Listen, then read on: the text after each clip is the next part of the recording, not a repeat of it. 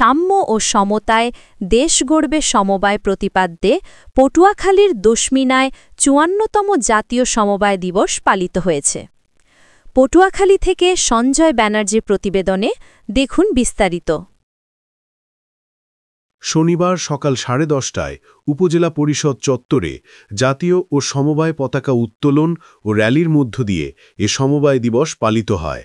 পটুয়াখালী সমবায় অধিদপ্তরের পরিদর্শক মোহাম্মদ শাহাবুদ্দিন এর সভাপতিত্বে ও এনজিও সমন্বয়ক PM রায়হান বাদলের সঞ্চালনায় প্রধান অতিথি ছিলেন উপজেলা স্বাস্থ্য ও পরিবার পরিকল্পনা কর্মকর্তা ডাক্তার মুস্তাফিজুর রহমান।